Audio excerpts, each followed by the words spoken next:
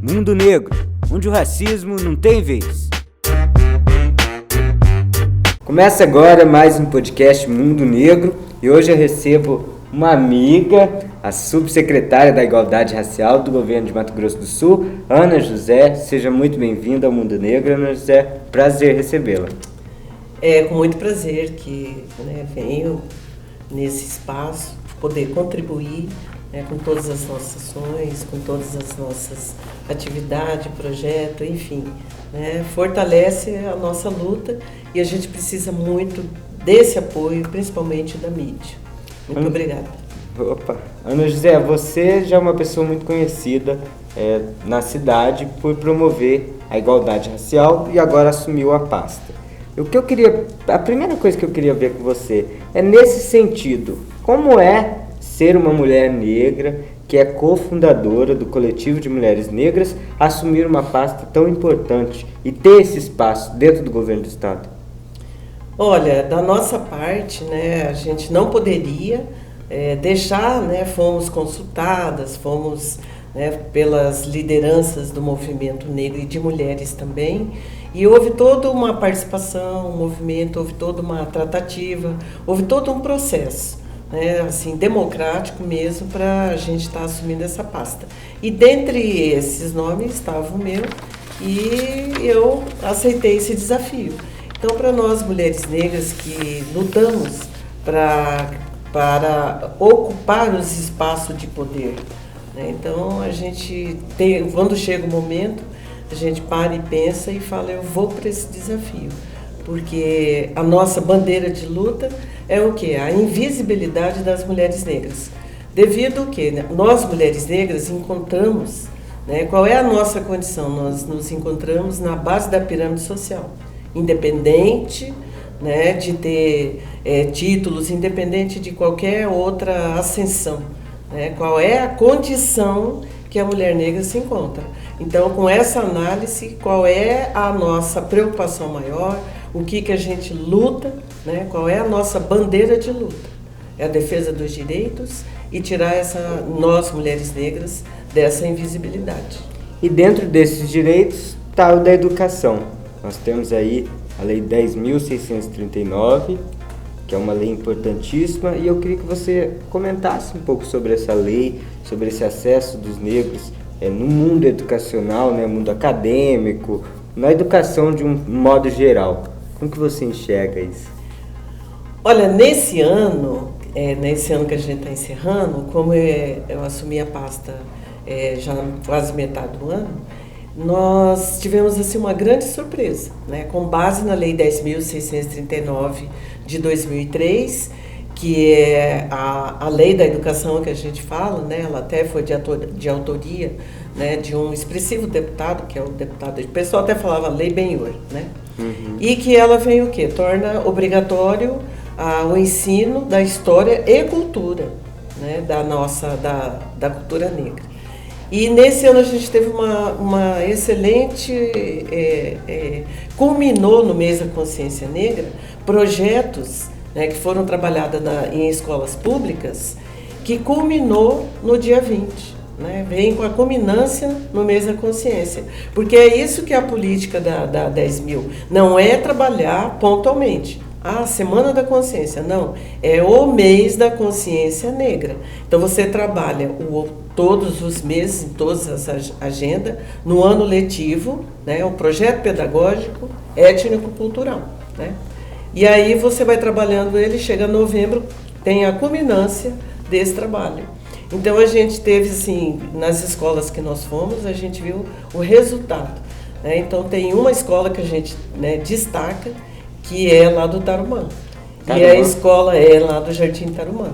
Até se você tiver a oportunidade de conhecer, de ver o resultado, e aí a gente vê a transformação desses alunos que tiveram trabalhando o projeto o ano todo. Ana José, até porque a base de tudo é a educação. E eu acredito que essas pessoas, o fato de ter esse acesso à informação do movimento negro, ter esse acesso à informação da cultura e do histórico do povo negro, é mais que uma obrigação das pessoas, eu acredito. para pararmos de sermos racistas, pararmos de termos esses termos aí que a gente usa que não deveriam ser usados e que, de certa forma, 2003 está aí, é um tempo que já se passou, 2003, sim, mas demorou um pouco também, não? Eu acho que houve um retardamento aí, né? Porque o que é a luta nossa? A nossa luta foi para ter uma lei específica da educação, né, para estar trabalhando especificamente essas questões. O preconceito, o racismo, a discriminação, né, tudo que envolve, né, e desqualifica, rebaixa a nossa população. Então, é aquilo que a gente fala. O racismo é o quê? O racismo ele é velado. É um racismo que ele tem vários fatores e várias formas de acontecer, né?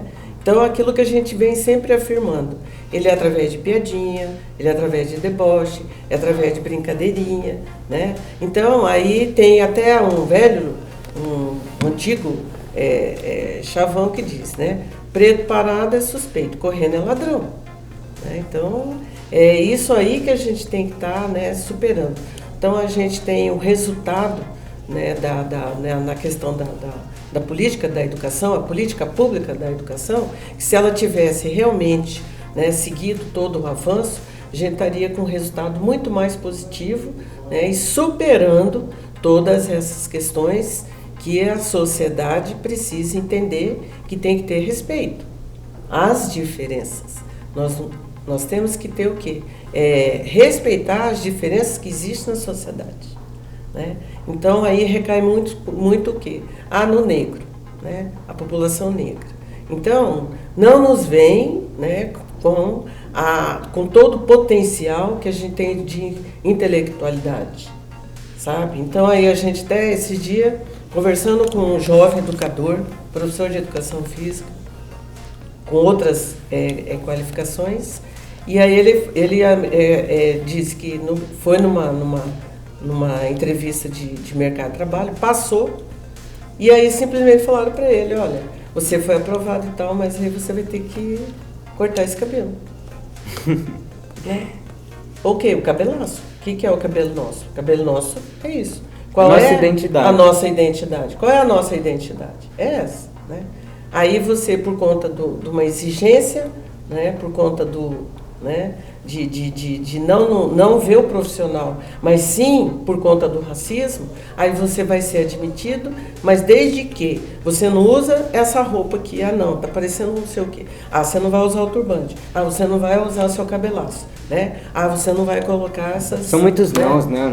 Então é cheio de não, né? Então tem um padrão que não corresponde à nossa população. Então qual é esse padrão? É um padrão, né, estipulado, pensado, né, dentro de uma hegemonia embranquecida.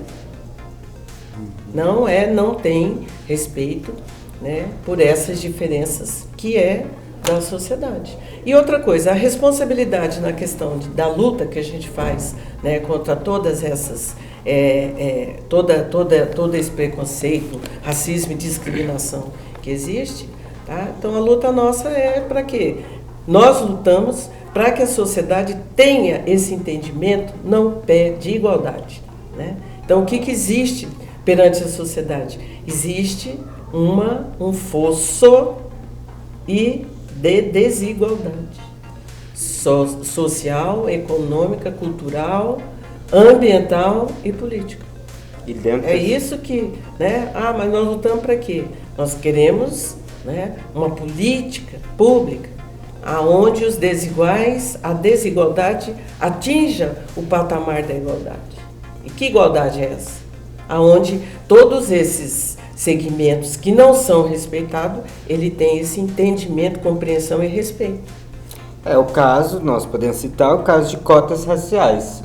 Cotas raciais, em alguns casos, boa parte da população enxergam as cotas raciais como algo negativo. O negro está roubando a vaga, o negro sempre está, eu até não vou usar esse termo, roubar, associar isso ao nosso povo, né? Porque é muito feio fazer isso, mas sempre tem essa associação, mas essa associação vem justamente dessa desigualdade, né, das pessoas não compreenderem o porquê, por exemplo, de existir uma cota racial, desse acesso do negro dentro da universidade, dentro do curso superior. Como, por exemplo, nós temos lá, antes mesmo de ter a abolição da escravidão, os negros não podiam ir nas escolas, em universidades que transmitiam doenças. Tinha uma série de nãos, né, por conta todo do processo, né. É como a gente fazia uma leitura, que o problema não foi o dia 13, o problema foi o dia 14, porque ficaram todos sem terra, sem casa, sem trabalho, sem teto, sem nada, sem sapato, sem espaço, sem comida, sem nada. Então o problema começou foi o dia 14. E de lá para cá não teve reparação nenhuma, não teve, entendeu? Respeito nenhum. Então é por isso que hoje a discussão está muito no quê? Descolonizar. Porque isso vem de todo o processo da colonização. Então ele passa por todos os processos políticos e ainda que pese, né, a gente luta em pleno século XXI, no ano 2019, a gente está o quê? Com as mesmas lutas. E por que você acha que isso acontece no Zé? Por exemplo, eu falei de costas, eu sou um aluno cotista, fui um aluno cotista da universidade e tive que provar o tempo inteiro coisas que eu sabia que eu não precisava provar. Você tinha que provar que você é competente. Exatamente. Parece que o negro tem essa obrigação. E por que você acha, embora a gente tenha essas leis, tenha essas informações, esse acesso à informação, essa valorização da cultura afro-brasileira, o que você acha que ainda falta para que isso aconteça de fato na sociedade, para que as pessoas compreendam o negro? Olha, falta muito, né, um dos fatores principais, né, na política pública, que a gente entende, apoia, defende, reafirma e reafirma, né, que é a política da educação, né, que ela transforma, né, todo e qualquer cidadão. A política pública, vamos supor, na educação, na cultura, né, então está comprovado que tem na cultura que transforma o cidadão, transforma aquela criança, né, aquele adolescente, né. E na questão de cotas, tem uma coisa muito importante que a gente tem que destacar. Tem estudo, né, foi feito estudo do cotista, que o desempenho dos alunos cotistas superaram do não cotista. Sim. Né? Então, são estudos. Então, o que a gente afirma? A gente afirma o que tem estudo que está confirmando. Então, não é coisa da nossa cabeça. Né? Na nossa cabeça tem cabelo, tem turbante, tem outra coisa. Não, isso aí é comprovado. Né? Então, que nem a gente fala, nós lutamos para ter a lei da educação. Assim como tem outras leis que a gente também, né, luta para implementar, para ter isso aí, para a gente poder tá cobrando, para a gente estar em cima e ter, né, as leis, aqui no caso, que nós estamos com o Estatuto da Igualdade Racial, né, essas duas aqui, a gente está mais a Constituição, a gente ainda está andando com, porque aqui está aqui, está tudo aqui, né? Então, esse Estatuto, Richard, ele ficou 10 anos na gaveta. Né? Então você vê como que são as coisas, acontecem lentamente. 10 anos na gaveta. E eu posso dizer, sem demérito nenhum, que nós fizemos parte da aprovação do Estatuto. Tá? O Estatuto da Igualdade Racial. Para aprovar, né? Para aprovar o Estatuto, que foi no dia, né, que a gente também tem, Lei 12.288, de 20 de julho de 2010. Muito recente. Antes ele ficou 10 anos na gaveta, que não saía, né? Que é da autoria do senador Paulo Paim. Hoje ele é senador. Então, quando ele entrou na Câmara com esse projeto, ficou lá na gaveta. Né? Então, o que a gente fala? Só as leis já é suficiente? Basta? Não, às vezes fica na gaveta. Aprova a lei, aí agora a gente está aqui, então cumpre. Né? Tem que cumprir. A gente tem que estar falando. Então, a sociedade precisa, né, desse entendimento, dessa compreensão.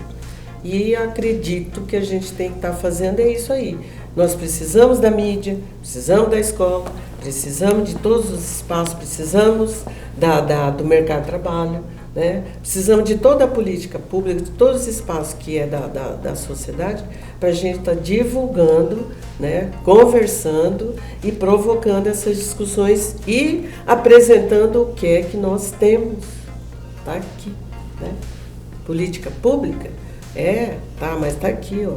Então a gente ela tem que ser efetiva. Para você que está ouvindo, né, o podcast Mundo Negro, Ana José trouxe 2 cadernetas do Estatuto da Igualdade Racial e a outra que é do Racismo é Crime, para as pessoas denunciarem, não ficarem caladas, não deixar isso passar, porque ninguém é obrigado a passar pelo racismo, né? Nem de maneira nenhuma, né? Até porque a gente sempre, né, vem afirmando, racismo é crime. E crime tem que ser punido, né? Então, às vezes a gente fala, não, né, deixa, é meu amigo, né? Tem aquelas coisinhas, não, racismo é crime. Ana José, uma outra coisa interessante, eu vi uma pesquisa esses dias que diz que os jovens negros, de cada 10 jovens negros, apenas 4 terminam o ensino médio.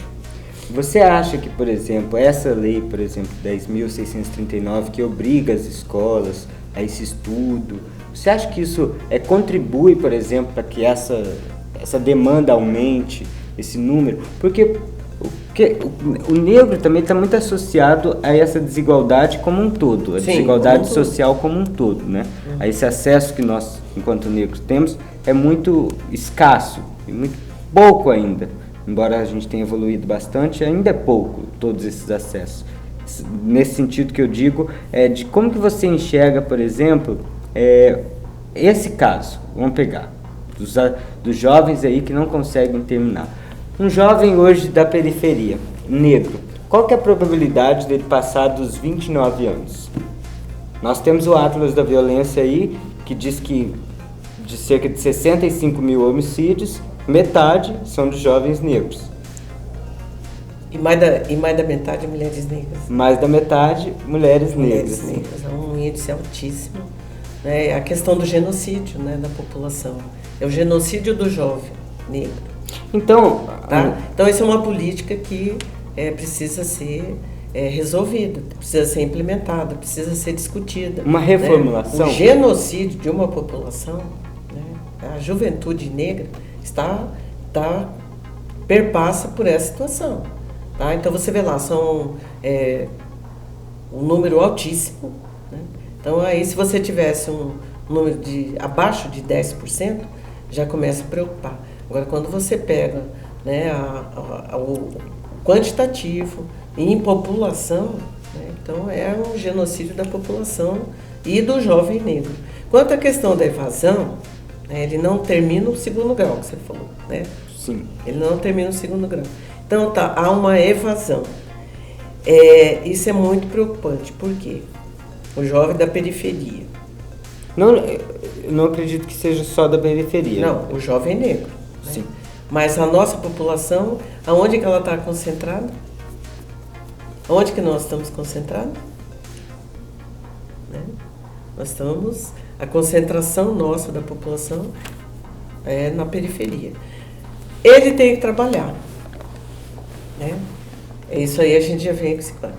A gente tem que trabalhar, nós somos da periferia, negros, residentes da periferia, tem que trabalhar, aí ele tem que estudar. Aí ele trabalha, aí ele vai para cursinho, para ele dar continuidade. Aí o que acontece? Tá? Ou falta muito estímulo, ou falta muita, sabe, todas as dificuldades que são vivenciadas por todos. As oportunidades são pouquíssimas, né? Então a gente precisa inserir esse jovem, né? A gente precisa fazer um trabalho, a educação precisa repensar. A falta de representatividade, que é uma das coisas que porque também... é preocupante a evasão. É preocupante, né? Não é minha área, não sou educadora, mas é preocupante. Você ter X número de alunos, tá? E ocorrendo evasão. Né? Aí quem está evadindo da sala de aula é o aluno negro. Né? Aí na escola pública, vamos lá. Quem é que está nas escolas públicas fazendo os cursos de ponta? Não é a nossa população, não. Quem é que está nos cursos de ponta? Engenharia, medicina, né? Na escola, na universidade pública. A gente conta, né? Por conta do quê? A gente vem nessa, né, desse patamar. Tem que estudar, tem que trabalhar. Porque, Richard, nós passamos por isso. Eu passei por isso, você passou por isso. Trabalhar, estudar, dormir na carteira, né? Fazer cursinho. Eu demorei 6 anos para fazer me formar. vestibular, entendeu? Agora tem esse outro processo, né, de ENEM, de avaliação e tal, mas antes não. A gente terminava, vai fazer cursinho, dorme na cadeira, levanta às 5 da manhã, pega busão, vai trabalhar, entendeu? Então isso que é superar. Você me fez lembrar de uma tirinha. Será que todos vão ter essa estima, essa vontade, esse sonho? Vamos voltar lá no Martin Luther King? É Martin, né? Martin Luther King. O sonho, né? Que ele falava muito, né? Do sonho. E aí a gente, sabe, você tem que estar alimentando todo dia, a gente tem que buscar outras forças, né? Porque eu quero chegar lá, né? Eu vou, no caso, dar meu exemplo. Quando eu entrei na faculdade, eu entrei com esse intuito. Eu falei, eu vou entrar, falei mesmo assim, eu vou entrar e vou sair. Porque se a gente não fizer essa afirmação, eu vou entrar e vou sair. Porque a gente sabe que não é fácil. Eu demorei 6 anos para me formar. Trabalhei, tive que trabalhar. Então, assim, as pessoas não enxergam isso, né? Enxergam só, tem o tempo certo. Qual é o tempo certo? Quem te diz que existe um tempo certo? Então, o jovem negro, ele passa por jovem, mulher, a comunidade negra como um todo, passa por provações muito maiores do que o restante da população. Sim. Então, nós temos que levar esse cuidado. Você estava falando uma coisa interessante agora que me fez lembrar de uma tirinha que eu vi. Dessa questão do jovem, de mulher, demorar mais tempo ou menos tempo, é a questão do que eu vi uma tirinha, uma chargezinha, que era de uma mulher negra, saindo de casa às 5 da manhã, depois mostra ela às 6, tomando banho, tomando café, 7 da manhã, ela indo trabalhar, pegando ônibus, chegando na casa da patroa 9 horas, 9h30, sei lá, a patroa acordando. Ela já tinha acordado às 5, aí você vira a patroa branca. E a patroa branca estava reclamando, já acordando, reclamando dela chegar atrasada. Foi uma sátira que fizeram para demonstrar essa desigualdade, né? E não adianta a gente fingir que não acontece, que acontece muito. Sim. Aqui em Campo Grande mesmo, basta irmos nos altos da Avenida Afonso Pena, aqueles prédios enormes, teremos a dependência de empregado nos fundos da casa, excluída da família, mas considerada da família. A gente tem situações de vivência e de também comprovação, né? Que é aquilo que a gente fala. A mão de obra, a edificação desse país, né? A gente sabe quem foi essa mão, quem que edificou esse país. É a mão negra, é a população negra, né? Então aí você vê o quê? Quem é que manteve essa hegemonia? Foi mantida através de quê? Das mucamas, cuidando das suas patroas para serem o quê? Né? Para estarem nas suas, né? Mantendo os seus privilégios, né? Através de quem? Né? Das mucamas. E aí, cuidando dos seus filhos, né? Para se tornarem isso, aquilo, papapá, né? E aí até um caso que teve, vou falar por experiência, que eu não estou, senão vai ficar muito subjetivo. Por experiência. Foi lá, trabalhou com, né? Na classe privilegiada, aí a pessoa, né, cuidou dos filhos, depois dos filhos dos filhos, depois dos filhos dos filhos, e aí aconteceu o quê? Envelhece. Aí quando envelheceu, isso acontece, tá? Não é que aconteceu. Aí envelheceu, vai lá para aquele quartinho, lá no fundo, né? Vai para o quartinho, lá para aquele quartinho, fica ali, né? Quando começa a apresentar problema, a negra mucama, que cuidou de toda a sua, né, sua prole, aí fazem o quê? Manda para as casas não fala mais as casas de cuidadores de idosos, né? Já destinam para lá. Por quê? Porque aquela família não quer mais saber daquela pessoa, daquela mucama, aquela preta velha, né? Que lutou, batalhou, né? Para manter aquele privilégio. Isso é real, não estou falando de, sabe? Pode acontecer, não, isso aconteceu. Isso acontece. E acontece. Ana José, quero dizer que estamos sempre de portas abertas, o Mundo Negro começando agora, estamos na 5ª edição e você é uma das pioneiras desse projeto. Tenho uma honra de receber você e quero que você volte sempre. Será um prazer estar aqui contribuindo com todas essas questões. A gente tem uma imensa pauta e estamos à sua disposição. Precisamos da mídia, né? Precisamos de programas, de tudo que possa estar existindo para o mundo negro, dentro da mídia, e que a gente traga outras e outras pessoas também que tenham suas expertises, seus conhecimentos, para estar contribuindo com esse trabalho excelente, né, que você tem nos dado essa oportunidade, Richard, e também toda a equipe do Estado. E é um compromisso da Subsecretaria de Política da Igualdade Racial. Sim, e na pasta que eu estou, a gente terá todo o prazer também de estar, porque o governo do Estado afirma e reafirma o compromisso com a política da igualdade racial, assim como a cidadania, que é a Secretaria de Cidadania, que está, né, na pasta da doutora Luciana. Então a gente está sempre para estar colaborando e contribuindo com tudo que estiver ao nosso alcance. Um abraço também a Luciana Zambuja. Afro, abraço, Ubuntu, axé. É como eu digo, não pode ser pouco, tem que ser muito, porque senão nada resolve.